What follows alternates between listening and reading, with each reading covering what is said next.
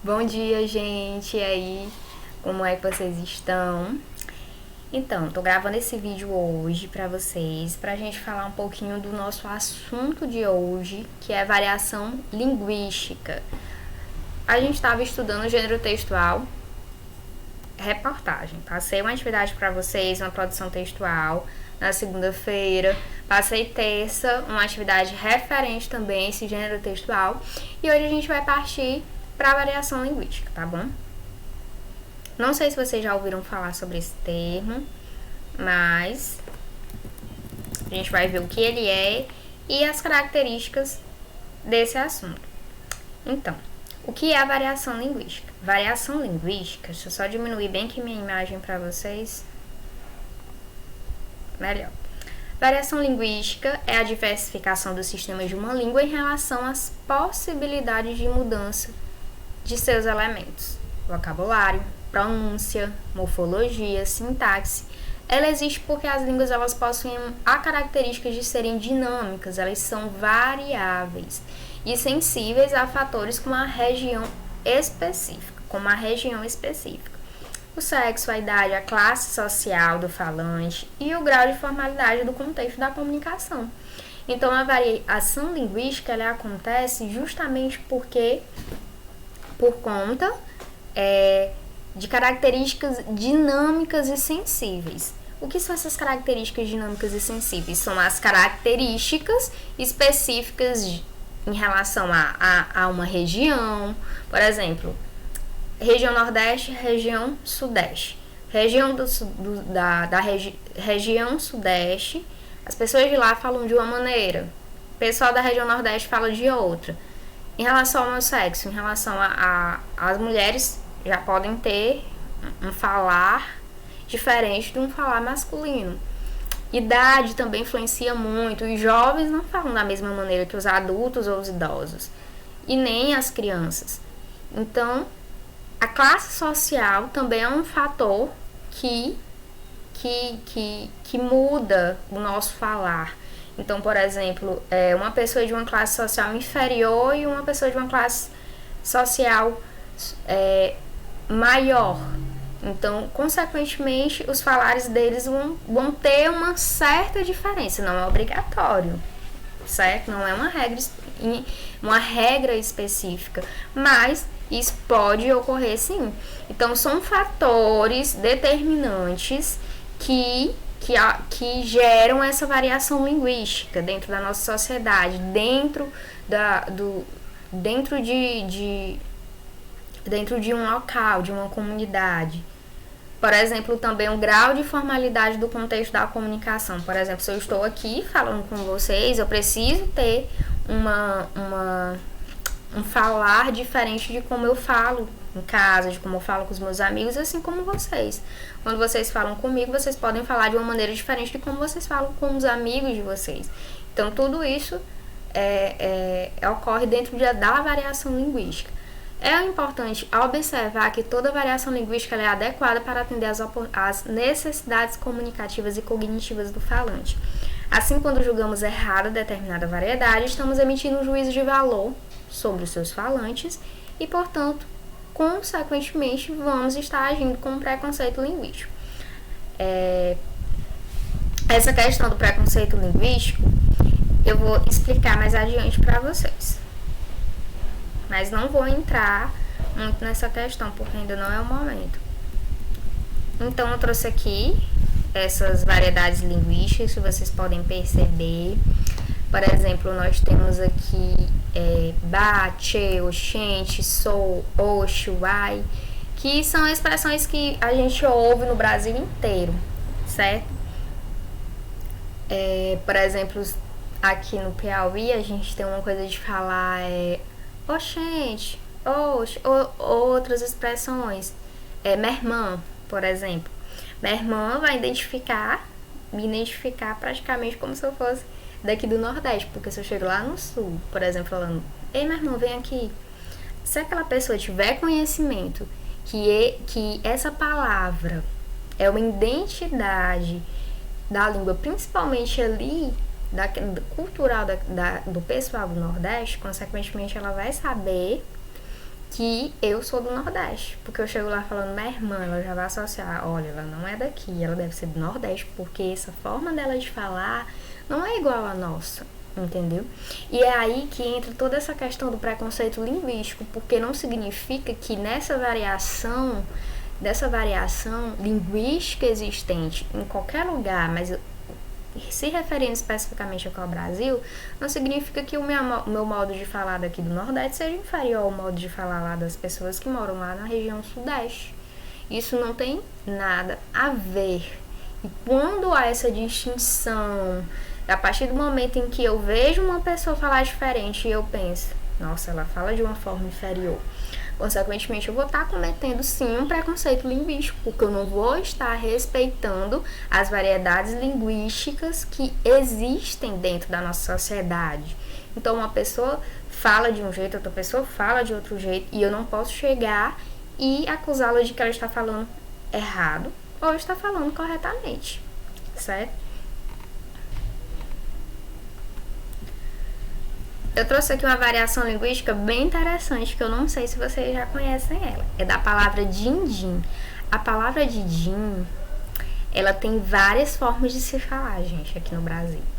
Ela é chamada de flau, ela é chamada de laranjinha, chupa-chupe, gelinho, chope, sacolé, refresco e din-din, que é falado aqui no Piauí, e geladinho. Então, olha o tanto de variedades linguísticas, variedades que sopra a palavra din-din, que pra gente é din-din, mas lá em São Paulo já é outra coisa. Lá no norte já é outra coisa. Então, olha como essa palavra sofre essas alterações, não é mesmo? Então, isso é um exemplo de variação linguística presente no nosso país. Além disso, a gente tem os níveis de linguagem. Os níveis de linguagem, eles são classificados na linguagem popular, que é a informal, aquela linguagem mais informal, e a linguagem formal, que eu posso classificá-la como uma linguagem escolar. Por que escolar? Porque ela é mais formalizada, exige de nós um contexto mais formal, uma forma de se falar diferente. Deixa eu aproximar bem aqui. Então, como vocês estão vendo aqui no esquema que eu fiz, esses níveis de linguagem se classificam como informal, formal. No informal, a gente tem aquela linguagem coloquial, que eu utilizo no meu dia a dia, diariamente. Por isso que ela é chamada de informal, porque ela se caracteriza como aquela linguagem popular. E também a regional, que é de acordo com cada região. Cada região tem a sua maneira de se falar diferente, como acabei de mencionar. A palavra din-din, ela sofre alterações. Aqui no Piauí é chamada de din-din, lá em São Paulo já é chamada de outra maneira. Já a linguagem formal, que é a linguagem, como eu mencionei, caracteriza ela como uma linguagem escolar, que ela possui o quê? Mais normas, regras.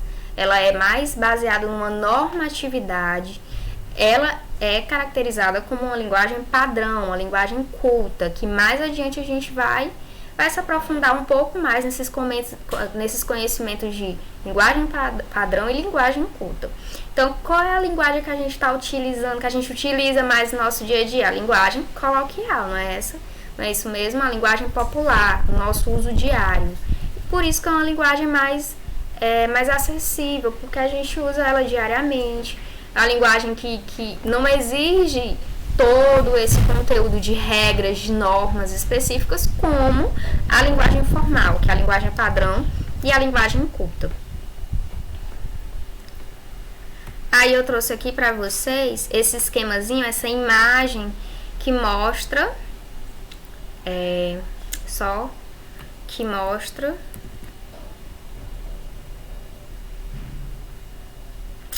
a forma como acontece a comunicação. Primeira pessoa, aquele que emite a mensagem.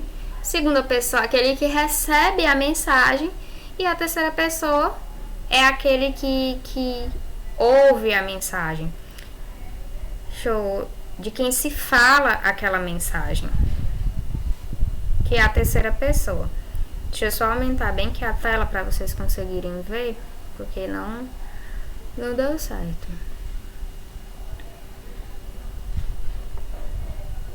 Aumentar aqui a tela. Não sei se vocês já estão conseguindo ver aí. Espero que sim. Vamos ver como é que tá aqui. Ainda não tô conseguindo ver. Então eu vou diminuir a tela e a gente vai conseguir ver direitinho essas pessoas do discurso. Então as pessoas do discurso, como eu acabei de mencionar, ainda não tá dando pra ver, são essas. Vamos ver se deu certo. Não deu certo ainda, mas acontece. Então as pessoas do discurso são a primeira pessoa, a segunda pessoa e a terceira pessoa.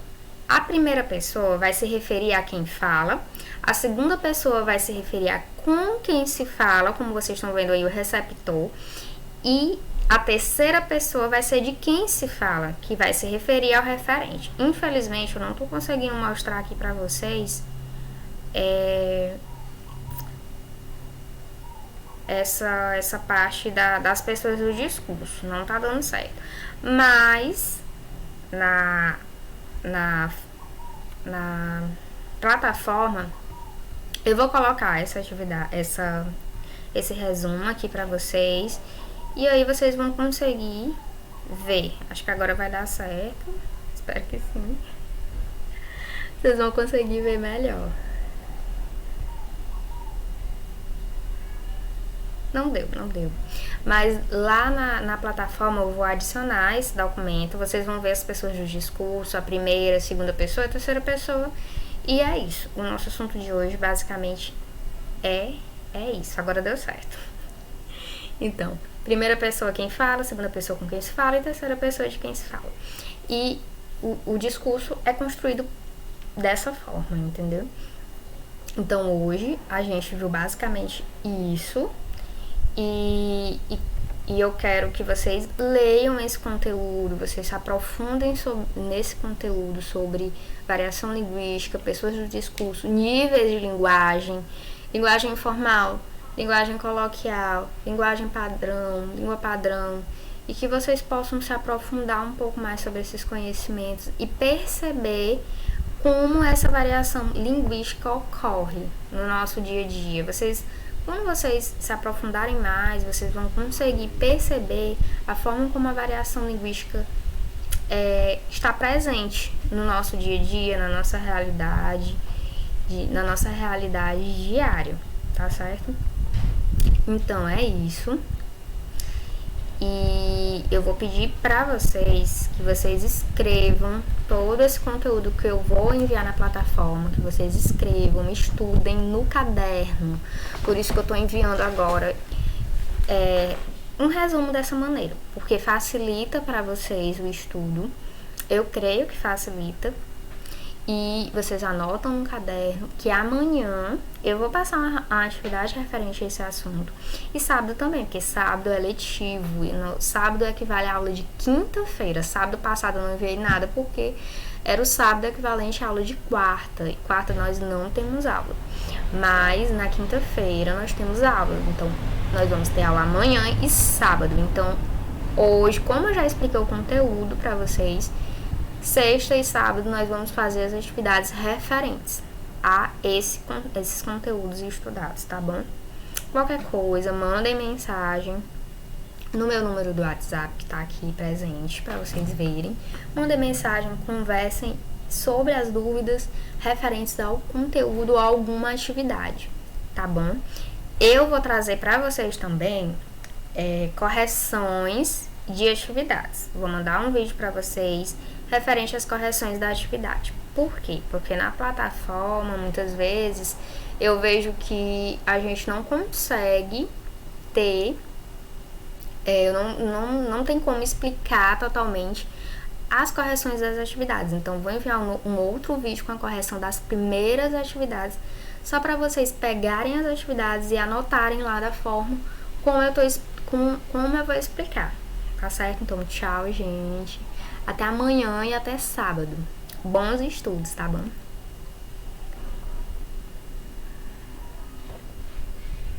um dia bem que